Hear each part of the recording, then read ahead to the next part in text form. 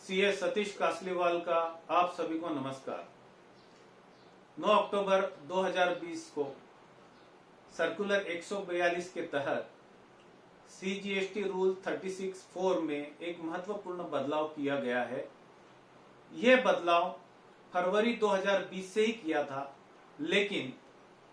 अभी जो कोविड-19 का जो प्रॉब्लम हमारे पूरे विश्व को, हमारे देश के साथ साथ पूरे विश्व को जो फेस करना पड़ा, उसके कारण से ये जो अमेंडमेंट है वो सितंबर तक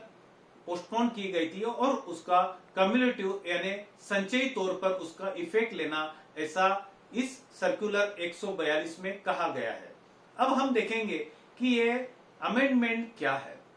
इसके पहले मैं आपको बताना चाहूंगा कि जीएसटी में 3 अलग अलग प्रकार के रिटर्न मुख्यतः हमें भरने पड़ते हैं, जो कि जीएसटीआर 3B, जीएसटीआर 1 और ये जीएसटीआर 1 से GSTR 2A automatically auto populated होता है। रिटर्न जीएसटीआर 3B में हमें इनपुट टैक्स क्रेडिट, जो कि हमें माल खरीदी और सर्विसेज पाने पे मिलता है, उसकी डिटेल्स देनी होती है। साथ ही साथ में हम जो माल बेचते हैं उसका आउटपुट टैक्स क्रेडिट, या हम जो सर्विसेज देते हैं उसका आउटपुट टैक्स क्रेडिट 3B में दिया जाता है। अब हर माह के तारीख 20 या 22 तक हमें जीएसटीआर 3B रिटर्न भरना होता है। साथ ही साथ में हम जो भी माल बेचते हैं या हम सेवाएं प्रदान करते हैं, उसकी पूरी डिटेल्स हमें जीएसटीआर 1 में देनी होती है। मैं हमेशा कहता हूं कि हम जब जीएसटीआर 1 चेक करते हैं, यानी हमारा जीएसटीआर 1 का ऑटो पॉपुलेटेड जीएसटीआर 2A में आता है, तो 8 तारीख से ही आपको ये चेक करना जरूरी है कि आपके 2A में आपने जिन किसी से भी माल परचेस किया हो या सर्विसेज ली हो, उसने उसके रिटर्न में आपने जो माल खरीदी किया है वो प्रॉपरली उसके रिटर्न जीएसटीआर 1 में शो किया है न किया है। और अगर वो नहीं दिखता है तो आप उसको 11 तारीख तक फॉलो अप करके उसका जीएसटीआर 1 रिटर्न भरने के लिए उसे रिक्वेस्ट करना चाहिए। अब जीएसटीआर 1 में जो डिटेल्स सेलर अपलोड करता है या सर्विसेज देने वाला अपलोड करता है, उसकी auto populated details GSTR 2A return में बायर्स को दिखती है। अब 2A इसलिए लाया गया कि सरकार की ये मंशा है कि 2A में जितना भी इनपुट टैक्स क्रेडिट दिखता है उतना ही आने वाले समय में वो आपको अलाउ करेंगे। अब रूल 36(4) में क्या महत्वपूर्ण बदलाव किया गया है वो हम देखेंगे। रूल 36(4) के तहत आपने फरवरी 2020 से लेके अगस्त 2020 तक आपके बुक्स ऑफ अकाउंट से जो इनपुट टैक्स क्रेडिट लिया है, सपोज आपने फरवरी से लेके अगस्त 2020 तक 5 लाख रुपए का इनपुट टैक्स आपके बुक्स ऑफ अकाउंट्स के हिसाब से 3B में लिया है, लेकिन यह इनपुट टैक्स क्रेडिट आपका 2A में पूरा रिफ्लेक्ट यानी पूरा शो नहीं हो रहा है। सपोज आपके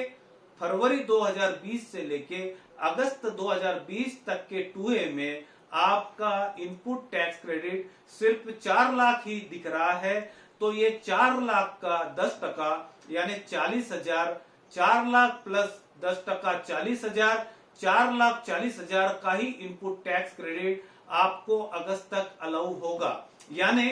5 लाख रुपया आपके बुक्स ऑफ अकाउंट्स के हिसाब से इनपुट टैक्स क्रेडिट है, उसमें से allowable input tax credit as per 2A 4 lakh plus 10% 40,000, 4,40,000, 5 lakh minus 4,40,000, जो कि आपका एलिजिबल इनपुट टैक्स क्रेडिट है। रिमेनिंग अमाउंट यानी बची हुई रकम 60,000 रुपया आपका इनपुट टैक्स क्रेडिट डिसअलाउ होगा और वो आपको सितंबर के जो जीएसटीआर 3B रिटर्न आप भरेंगे उसमें आपको रिवर्स करना है। साथ ही साथ में आपका सितंबर का अगर इनपुट टैक्स क्रेडिट 2 लाख रुपया है और अगर आपके 2A में वो 1.5 लाख रुपया ही दिख रहा है, तो 1.5 लाख का 10% 15,000, 1.5 लाख प्लस 15,000 रकम होती है input tax credit allowable 1,65,000। 2 lakh minus 1,65,000 यानी आपका सितंबर का input tax credit allowable 1,65,000, 2 lakh minus 1,65,000, 35,000 का इनपुट टैक्स क्रेडिट आपके सितंबर के जीएसटीआर 3B में अलाउ नहीं होगा। यानी सितंबर का जीएसटीआर 3B जब आप फाइल करोगे तो अब आपको सबसे पहले देखना है कि आपके अगस्त तक का बुक्स के हिसाब से इनपुट टैक्स क्रेडिट कितना है। हमारे एग्जांपल में वो 5 लाख रुपया है। आपके 2A में इनपुट टैक्स क्रेडिट कितना दिख रहा है, हमारे एग्जांपल में वो 4 लाख रुपया है। तो 4 लाख का 10% 40,000, 4,40,000 अलाउेबल क्रेडिट, 5 लाख माइनस 4,40,000 यानी 60,000 आपको सितंबर के जीएसटीआर 3B में आपको डिसअलाउ करना है। साथ ही साथ में सितंबर का अलाउेबल क्रेडिट जो है वो 1,50,000, उसका 10% 1,65,000, बुक्स के हिसाब से 2 लाख, तो 2 लाख माइनस 1,65,000 35,000 का इनपुट टैक्स क्रेडिट आप सितंबर के जीएसटीआर 3B में आप नहीं ले पाएंगे। साथ ही साथ में मैं आपको बताना चाहूंगा कि अगर आपका बुक्स के हिसाब से, अगर हम एग्जाम्पल को थोड़ा सा अमेंड करते हुए फरवरी से लेके अगस्त तक के आपके बुक्स ऑफ अकाउंट्स में आपका क्रेडिट था 5 लाख रुपया, लेकिन 2A में अगर वो सपोज 4,60,000 रुपया दिखता है तो 4,60,000 का 10% 46,000 यानी आपका अलाउेबल क्रेडिट हो गया 2A के हिसाब से 5,06,000। लेकिन हमारे एग्जाम्पल के हिसाब से जो 5,06,000 का अलाउेबल इनपुट टैक्स क्रेडिट है वो आपको आपके बुक्स के हिसाब से जो 5 लाख का इनपुट टैक्स क्रेडिट है वहां तक ही आपको रिस्ट्रिक्ट करना पड़ेगा, सीमित करना पड़ेगा। अब हम देखेंगे कि आप काफी बार क्वार्टरली रिटर्न जो फाइल करते हैं उनसे भी आप माल परचेस करते हो या उनसे भी आप सेवाएं लेते हो। तो क्वार्टरली रिटर्न वाले जब उनका जीएसटीआर 1 सबमिट करेंगे तब उसका इनपुट टैक्स क्रेडिट आपके 2A में दिखेगा। तब आप क्वार्टरली रिटर्न वालों से जो भी परचेसेस करेंगे उसका इनपुट टैक्स क्रेडिट आपके मंथली रिटर्न में आप नहीं ले पाएंगे। उसका इनपुट टैक्स क्रेडिट आप वो क्वार्टरली रिटर्न जब सबमिट करेगा तब आपके 2A में शो होगा, तभी आप उसका इनपुट टैक्स क्रेडिट ले पाएंगे। इसलिए आपको क्वार्टरली रिटर्न फाइलर से भी माल खरीदी वक्त करते समय ये प्रावधान ध्यान रखना है। साथ ही साथ में मैं आपको ये कहना चाहूंगा कि काफी बार ऐसे भी होता है कि किसी दूसरे का क्रेडिट आपके 2A में उसका जीएसटीआर 1 रिटर्न में जीएसटी नंबर गलत जो है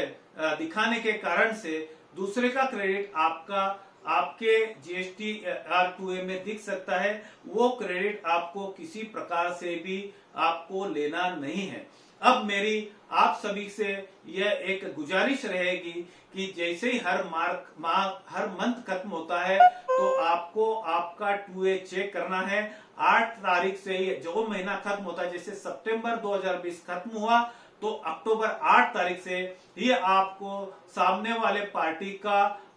जो है उसे फॉलो करना है और अपना 2A हमेशा 11 तारीख तक आपको चेक करना है, क्योंकि 11 तारीख तक का ही इनपुट टैक्स क्रेडिट जो है वो आपके 3B में आपके 2A में ऑटो पॉपुलेटेड होने वाला है। इसलिए मैं जैसे पुराने जमाने में अगर कोई लड़की देखने आपको जाना है तो उसका खानदान देखा जाता था, उसी प्रकार से आने वाले समय में आपको सामने वाले पार्टी जिससे आप माल खरीदी करते हो या उससे सेवाएं लेते हो उसका जीएसटी का हिस्ट्री चेक कर रहा है। आपको बार बार देखना है कि वो जीएसटीआर 1 जो रिटर्न है वो रेगुलरली हर मंथली या क्वार्टरली प्रॉपरली भर रहा है नहीं या भर रहा है, इन टाइम भर रहा है नहीं भर रहा है। अगर आपकी परचेसेस आपके 2A में शो नहीं हो रही है तो आप उसे फॉलो अप करें, क्योंकि इसमें सेलर की कोई भी प्रकार की गलती आपका इनपुट टैक्स क्रेडिट जो है वो डिसअलाउ कर सकती है। इसलिए आपको आने वाले समय में ये 2A ये बहुत ही महत्वपूर्ण होने वाला है और जीएसटीआर 2A के बेसिस पर ही आने वाले समय में सरकार आपको 2A में जितना इनपुट टैक्स क्रेडिट दिख रहा है उतना ही अलाउ करेगी और आपका GSTR 3B ऑटो पॉपुलेटेड होने जा रहा है और वहीं से आपकी टैक्स लायबिलिटी जो है आपको मालूम होने वाली है, पता होने वाली है। इसीलिए आप सभी लोग ध्यान रखें कि आपका अलाउएबल क्रेडिट जो है आने वाले समय में 2A के बेसिस पर ही आपको मिलेगा। 2A में जो भी इनपुट टैक्स क्रेडिट होगा, रूल 36(4) में जो अभी अमेंडमेंट आया है उसके तहत आपको उस 2A में जितनी रकम आपको इनपुट टैक्स क्रेडिट हर माह की है उसका 10% एक्सेस अलाउ होगा और बची हुई रकम जो है आपकी टैक्स लायबिलिटी आपको आ सकती है। और ये टैक्स लायबिलिटी अगर इनपुट टैक्स क्रेडिट सफिशिएंट 10% यानी जो आपका 2A में इनपुट टैक्स क्रेडिट दिखता है उसका 110% होने के बाद भी अगर वो सफिशिएंट आपके टैक्स लायबिलिटी से कम है तो आपको बची हुई रकम कैश पेमेंट यानी आपको उसका चलन भरकर कैश लेजर में वो अमाउंट आपको भरनी है। अब आपको वो जब सामने वाला सेलर जिस समय वो उसका GSTR 1 रिटर्न भरेगा उस महीने में आपको वो उसका इनपुट टैक्स क्रेडिट मिलेगा और वो महीने में ही आप उसका इनपुट टैक्स क्रेडिट ले पाएंगे। अब आने वाले समय में आपको 2A बहुत ही महत्वपूर्ण तरीके से आपको मैं फिर से गुजारिश करूंगा कि 8 तारीख से 11 तारीख तक माह खत्म होते ही आपको उसका ध्यान देकर फॉलो अप आपके सेलर के साथ में करना है। धन्यवाद।